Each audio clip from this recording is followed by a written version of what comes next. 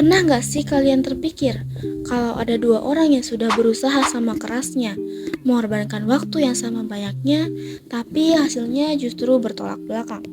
Apakah adil kalau kita menilai mereka secara berbeda?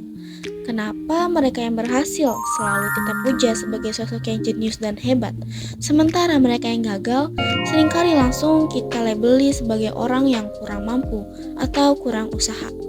Hari ini aku mau bahas sesuatu yang mungkin bakal bikin kita refleksi ulang tentang cara kita melihat dunia.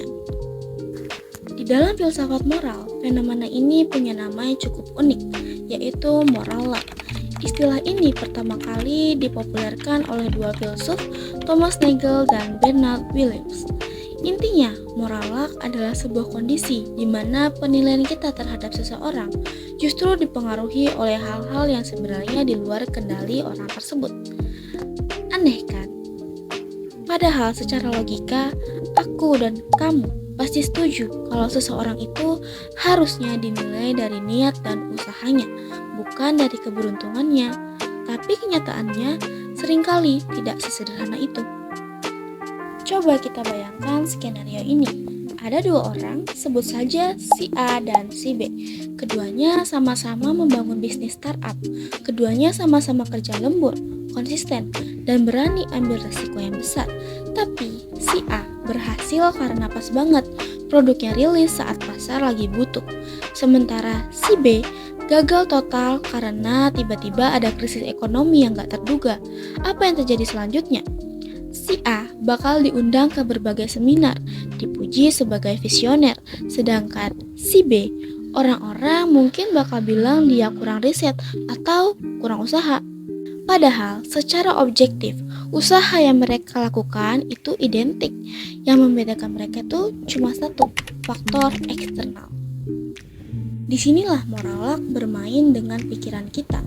Hasil akhir yang dipengaruhi faktor luar tadi, entah gimana caranya, ikut menentukan nilai moral seseorang di mata kita.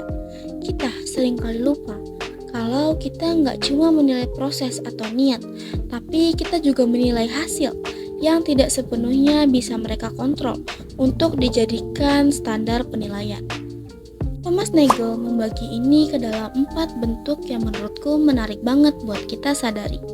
Pertama, ada resultant luck. Ini yang paling umum, yaitu saat hasil akhir menentukan penilaian kita, seperti kasus pebisnis tadi. Yang kedua, circumstantial luck. Ini adalah soal situasi, di mana nggak semua orang ditaruh di kondisi yang sama. Ketiga, ada constitutive luck. Ini bicara soal karakter atau genetik yang kita bawa sejak lahir. Ada orang yang lahir dengan pembawaan tenang, ada juga yang lebih emosional. Yang terakhir yaitu causal luck. Ini adalah rangkaian kejadian di masa lalu yang membentuk siapa kita hari ini. Artinya apa? Banyak banget hal dalam hidup kita yang sebenarnya dipengaruhi oleh sesuatu yang gak pernah kita pilih sendiri. Menurut aku pribadi, konsep ini adalah refleksi buat kita semua. Ini menunjukkan kalau penilaian moral kita sebagai manusia gak selalu objektif, bahkan cenderung gak adil. Kita punya kecenderungan buat memuja hasil dan mengabaikan proses.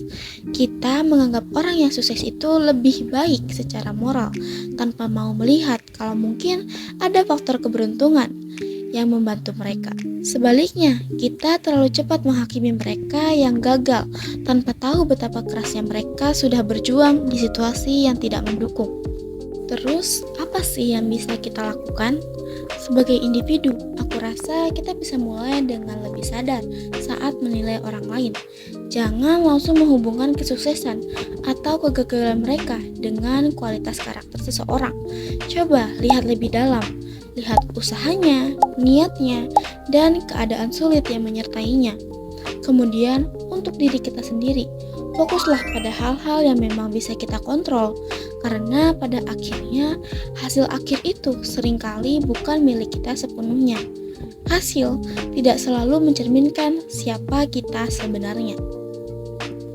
Moral luck mengingatkan aku kalau hidup ini emang gak selalu adil. Tapi, bagaimana cara kita menilai seseorang adalah sepenuhnya pilihan kita.